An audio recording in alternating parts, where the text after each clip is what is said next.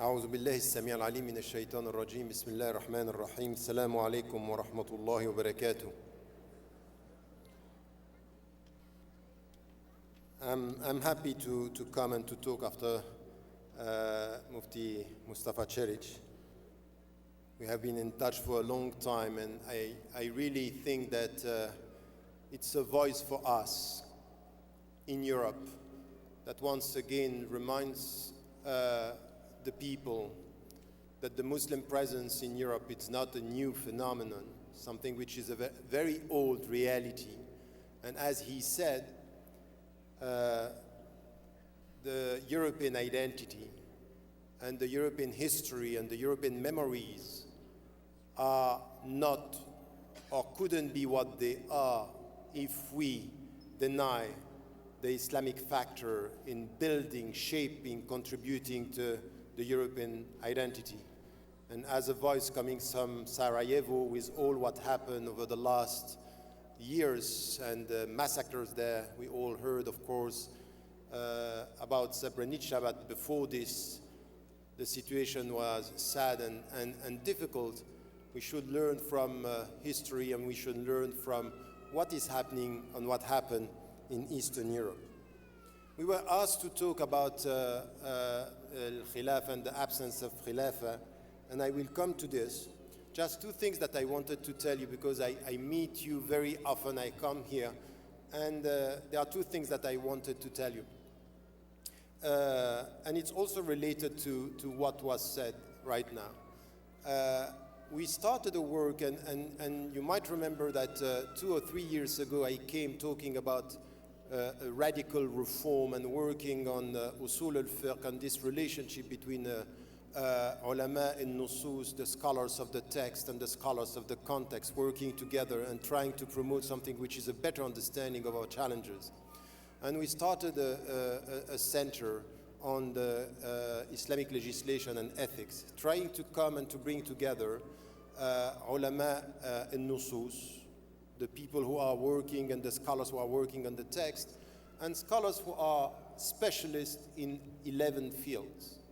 Among them, there is education, environment, medical sciences, psychology, media, politics, economy, gender, arts as well, and trying to bring them together. And of course, we need the scholars, but we also need students, we also need people who are specialized. So we have a booth here in 1223, yes, 223, and I hope that we can get some of you who are specialized in one of these fields to come and to share with us your expertise, because we need to put the right questions to the scholar. So between today, after this, just for the book signing, but also tomorrow we'll be at the booth and try to connect, and I hope that you will be able to join in this effort, because if we talk about, and by the way, Mustafa Tariq was there when we inaugurated the center, it was 1 year ago, and we have scholars who are working with us, and I really think that we need scholars, but we need also Muslims being involved in this discussion, inshallah. When we talk about Khilafah and we talk about politics very often, there is something which is the starting point of our problem as Muslims, is to understand what we are talking about and in which way we are dealing with a very specific question. And it's central. Unfortunately, we have many scholars, many intellectuals, and many trends within Islam. They are telling you, you know what, as Muslims, we deal with spirituality, we deal with our heart, we deal with our society, and we avoid talking about power.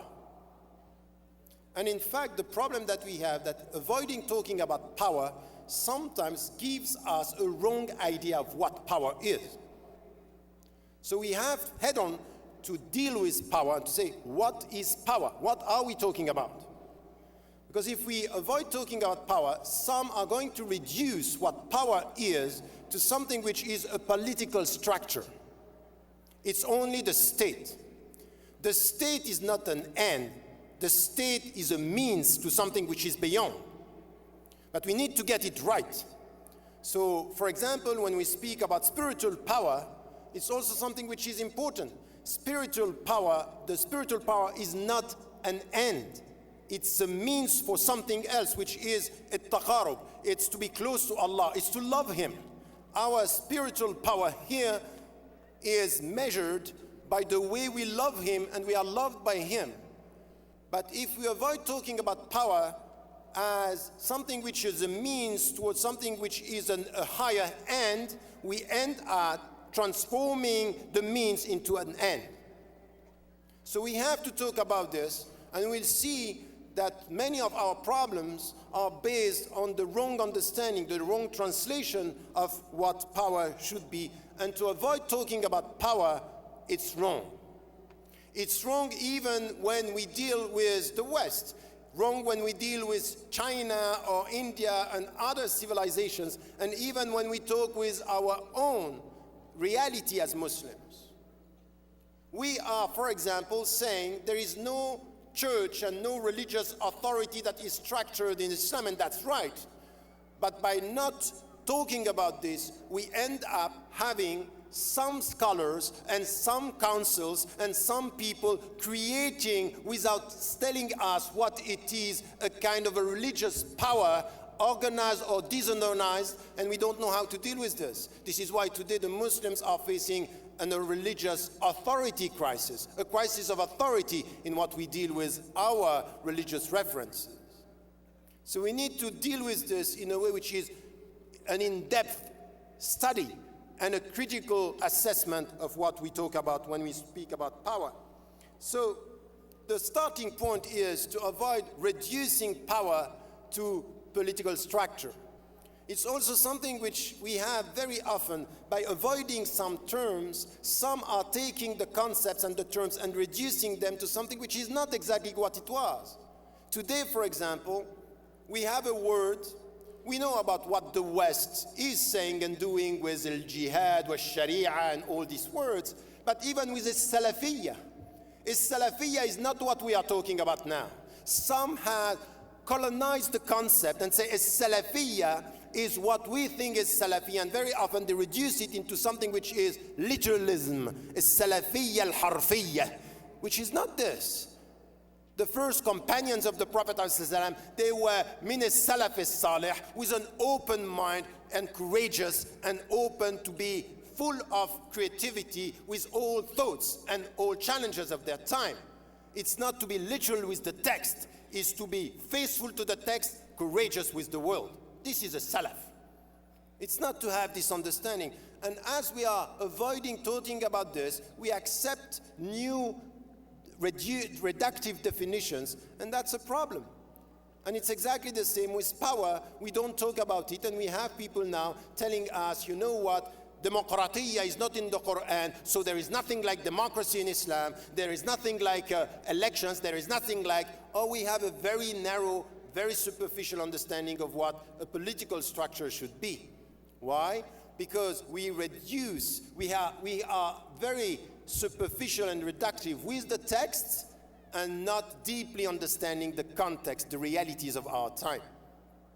And this is because we are avoiding some of the critical questions. Now, if we come back to the fundamentals, and this is something that it's important for us as Muslims, it's true that when the Prophet ﷺ started and he got from Allah,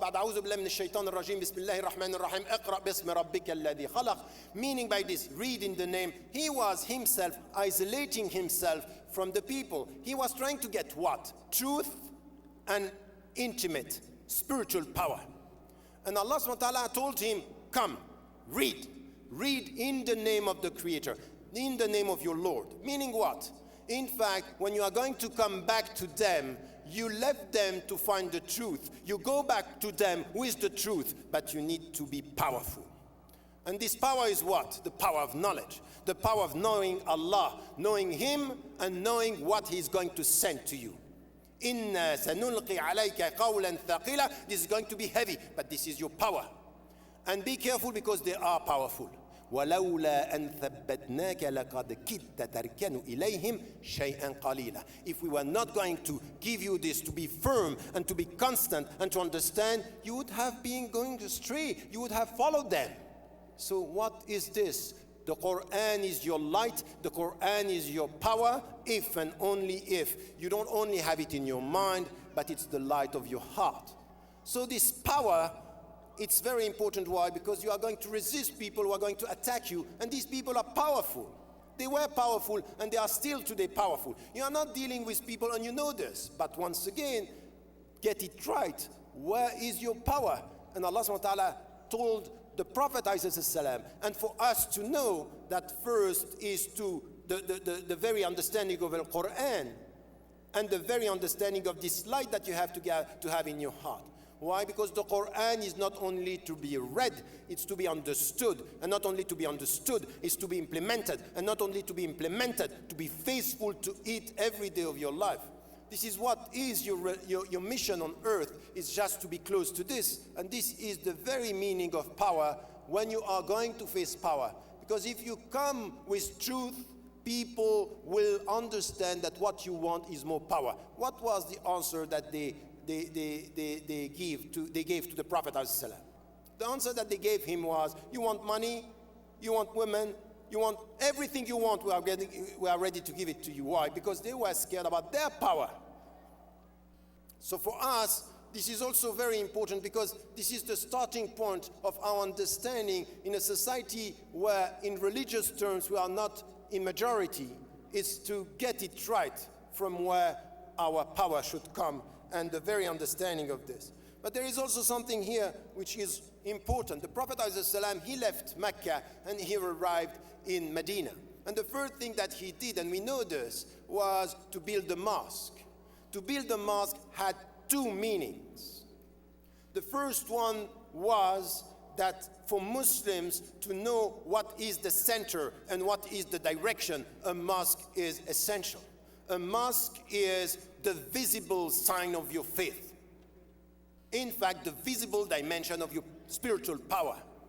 And this is very important, because for us, all the migrants, everything which was done here, for example, in Canada, in the United States, in Europe, was very much based on the mosque. And the mosque, it's important. It doesn't mean that we have to have visible mosques outside.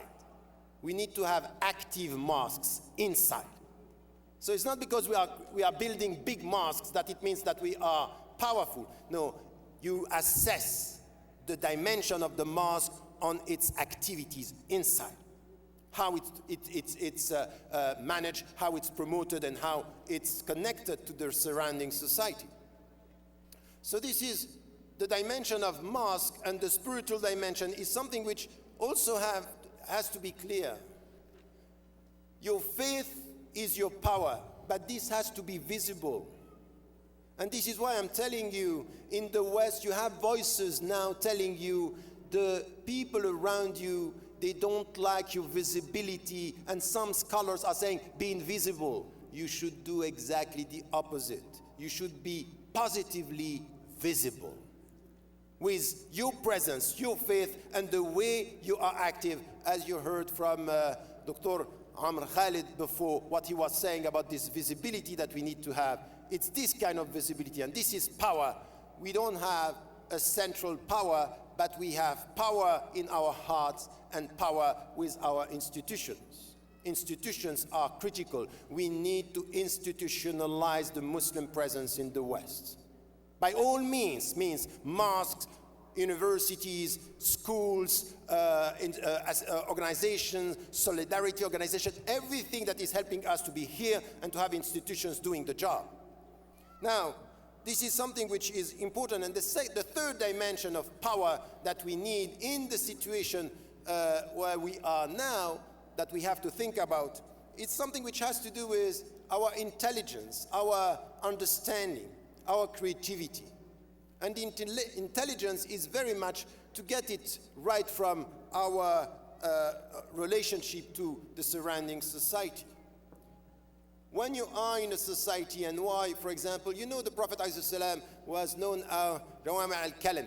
The Prophet ﷺ was talking few words with deep meaning. But few words with deep meaning means what? If you want to talk to people with few words, in fact, you have to be an expert in the language. You need to get a very very high command of the language of the country.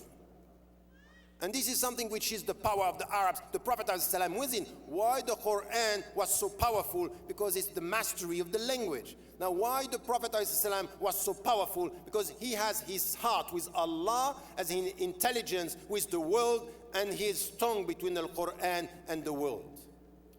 Get it right from Surah Ar-Rahman. Ar-Rahman, allama al-Quran, khalaqa al-insan, allamahu al-bayan. This is exactly where the Prophet ﷺ was.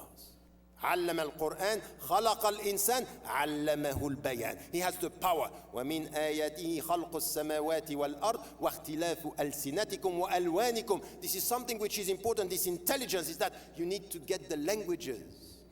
So today, Muslims living here don't idealize one language, but learn many languages.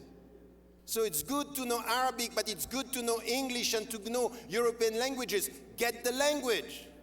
Get the language, because language is power, and this is where you are able to reach the people. So instead of thinking the only power we are talking about has to do with the political power, we need to get the right dimensions of powers in this world.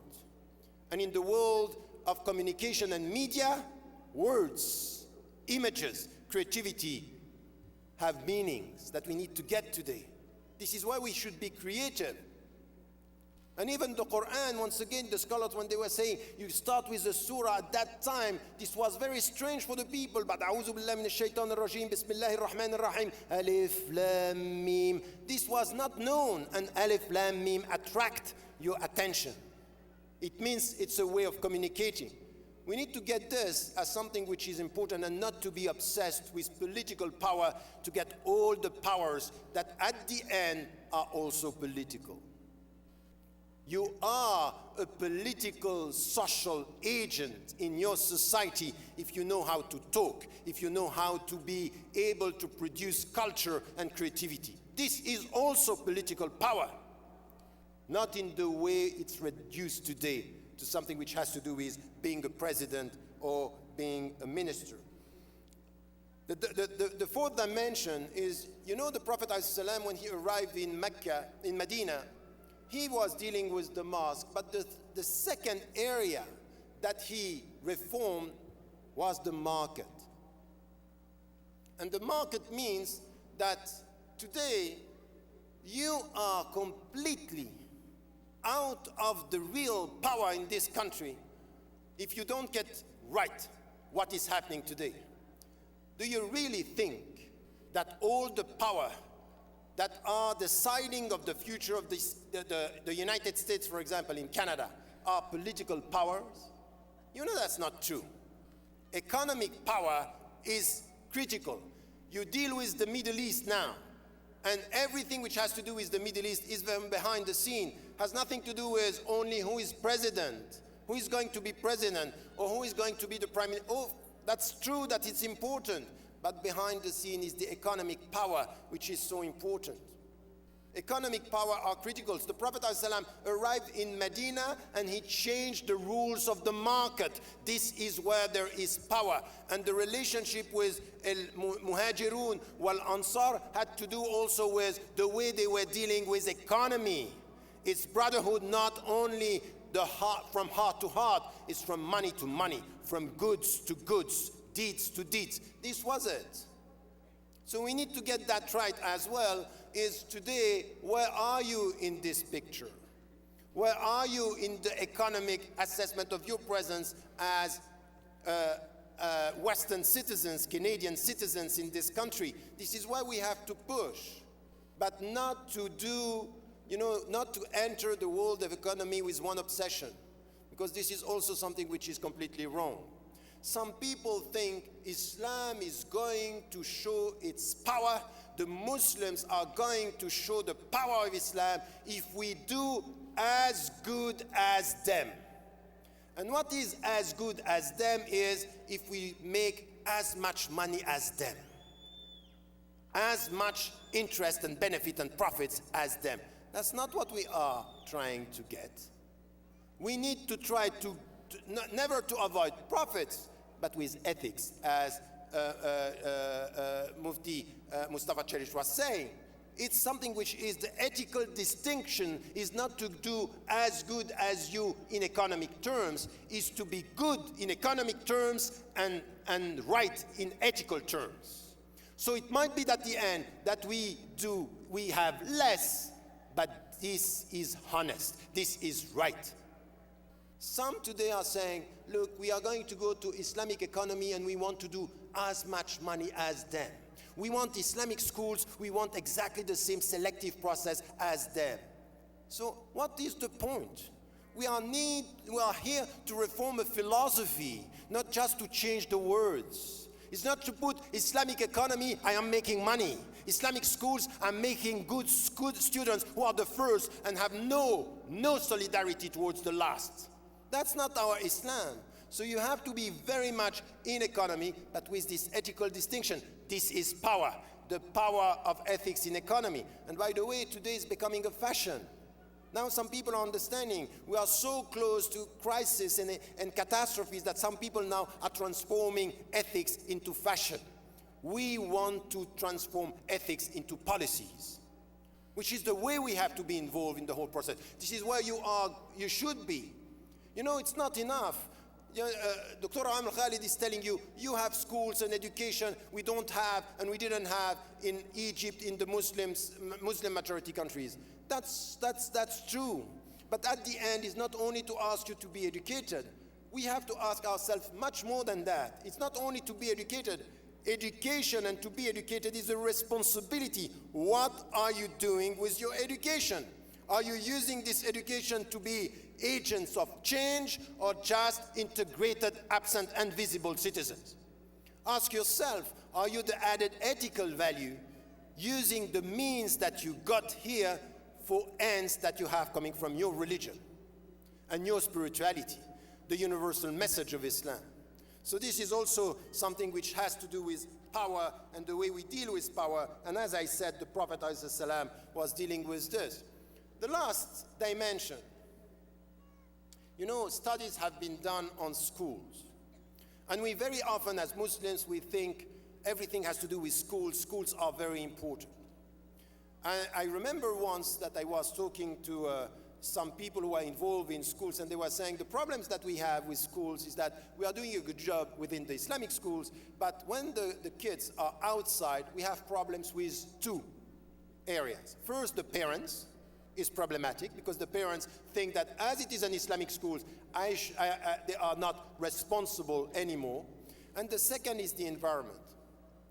And in fact, some studies, and one very important one between Switzerland, France, and Germany and Britain, were showing that the impact of after-school culture is 3.8 more than the school culture or the culture within the school. Meaning by this that all what you get out of TV, culture, sports that you are having outside school have much more impact than one is coming from school.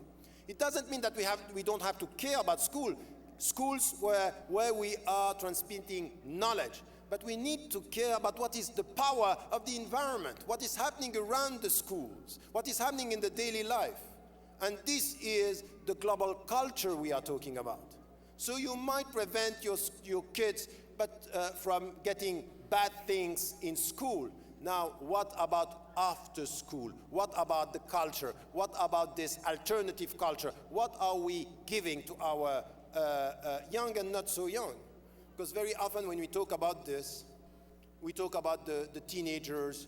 I'm sorry, it's just reaching all of us, adults as young people. We have this problem and we need to get a sense of the power of culture. And for example, we know the impact of so many movies coming from Hollywood. There are much more impact on anything that is coming from media when it comes to Muslims. Hollywood, as producing a bad image of the Arabs and the Muslims, is there. Now it's changing with the African American. It's not so much changing with, the southern countries and what is coming from the other world or the perceived other worlds. So we need to get this as something which is part of our understanding of what we are talking about in the absence of a central power. Get it right, where powers are at work within our society. So as we said, the spiritual dimension, the institutions, education, it's important. The languages that we need to master and get a good command of every language that we are talking. And then, of course, economy and culture. These are powers, spheres that we need to tackle. Now, if we look at our situation and the Islamic discourse today, you come to the very question, and we are talking about central power. And this is where we see that the way we deal with our history is problematic.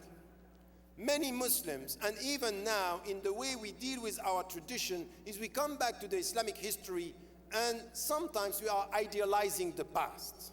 We don't study what happened really during the Prophet's time, ﷺ, or just after. The history of Muslims is a history of human beings. Is not an idealized history of angels.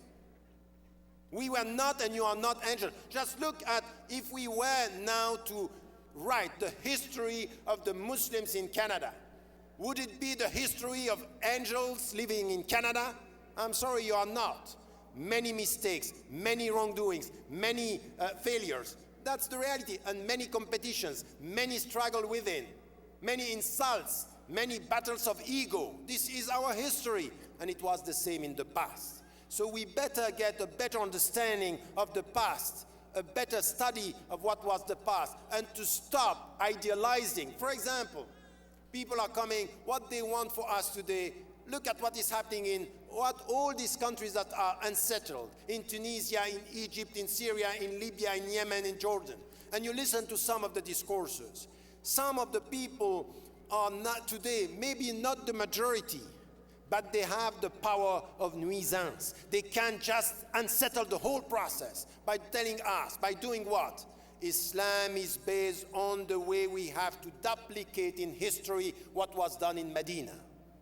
This is a simplistic position.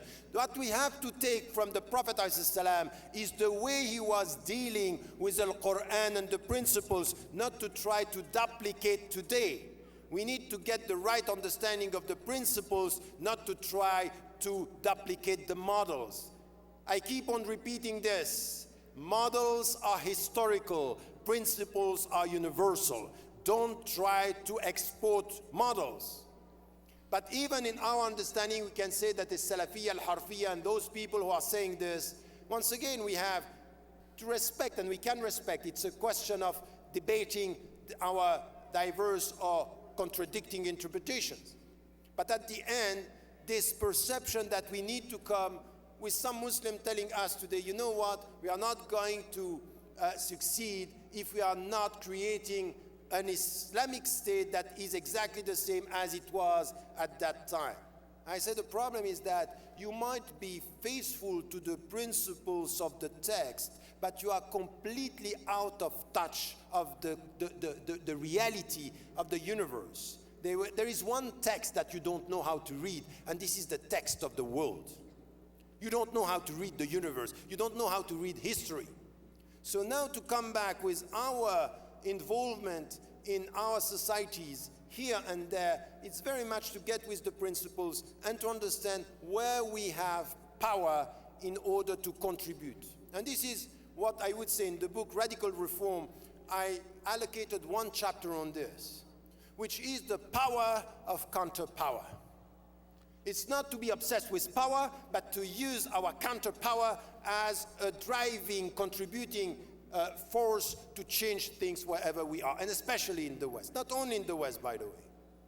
I would suggest to some of my brothers and sisters in Muslim majority countries to think much more about the power of counterpower instead of being too quickly obsessed with power. But this is another discussion.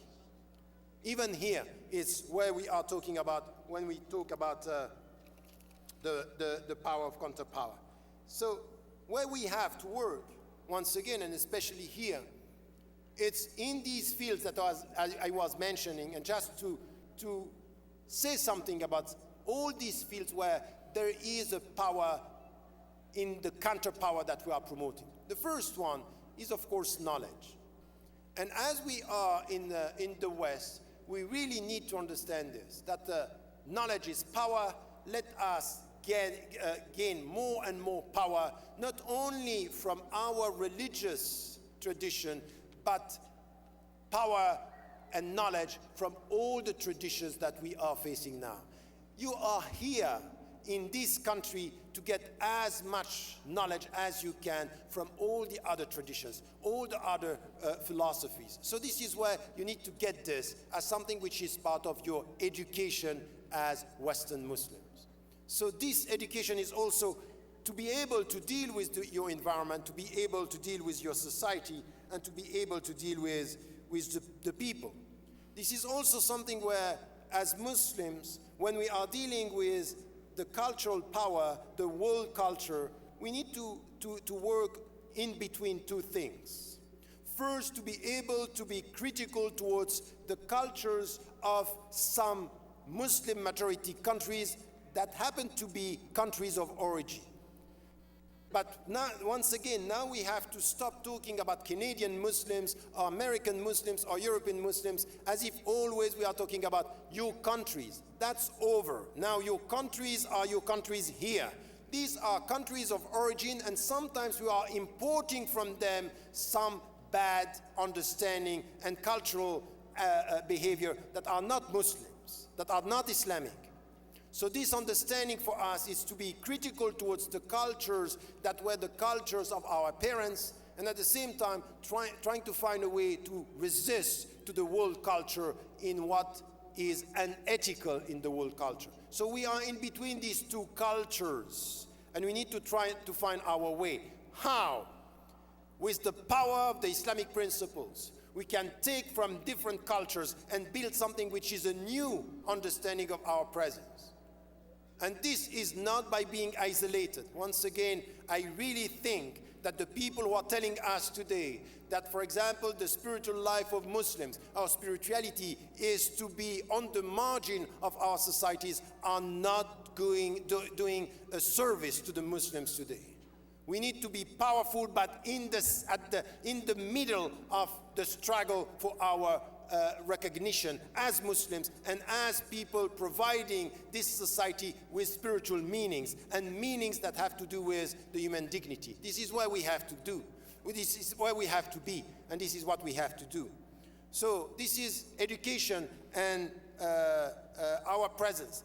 You know that the people are counting. We have, for example, in Europe, because this is also connected to Europe, people talking about the power of the Muslims relies on the youth and the young people. And that's true.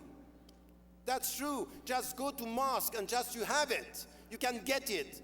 The mosques are full of young people, girls and boys, men and women. More than that, the statistics are showing, and this is good news, that the people who are coming to Islam more and more every day and are not, as it is said in the media or in some sociological reports, that are people that are poor and on the margin of the society. The people who are coming more and more to Islam are educated women and men. So that's something which is very important. It's not like, Dawkins is saying, religion is just for the people who don't have mind. No, that's the opposite that is happening. The more we are educated in the West, the more we are coming to Islam, and the more we have a better understanding of this religion. So we need to use this as something which is, the more you are educated, the more you understand the true questions of your life, the true meanings of your life, and you come with a sophisticated, educated answer. So this is what also we have to do and we have to promote as Muslims. And among the people in our societies now, and it is important not only to speak about communities, I would say in our Western society. So now we have even to change our words. A long time ago we were talking about Muslim communities in the West. Now we are, Western Muslims, and we live in our societies. The more efficient and driving and the more present within academia are now women. And this is also something that we have to understand in our leadership. We need much more women being involved at all the levels, in our mosque, in our institutions. No. In our institutions, in our universities. I was in visiting the Middle East, Malaysia, Singapore, Brunei, and I was asking about the reality there. And it's just striking where you have 2/3 of the students in Brunei are women. So it means that there is something which is happening worldwide that we have to consider now. We can't just keep on having a religion for male, only male talking about women's realities. Now it's time to get it right, because this is power. And I can tell you something, when we have committed Muslim women being able to face the West and the dominant West by saying, you know what, the freedom that you are talking about is not the freedom that we care about. The freedom that we want is the freedom of our being, not only the freedom of what we can do, but the freedom of who we want to be. And this means the spiritual dimension is important. And this discourse, this understanding is powerful in the West. And I can tell you something, that many of the Western women, they are ready to listen to this. This is what they want to hear, not from a man, but from our sisters, from our women, and from the Muslim women being able to speak out and to be involved. This is power. This is a critical power that we are too often dismissing and not getting as it should be in our community. And last point is, be careful. In the West, we tend to think that when a minister is listening to us, it's good. Some people are even happy when they meet with they met with the previous president, or they are meeting, That's okay. You can meet with them, but don't fool yourself. The reality is what was said, and I think what Amr Khalid said, and what is the prophetic example, is care about the marginalized, care about the poor people, care about the people who are not seen in the society. This is the power of change.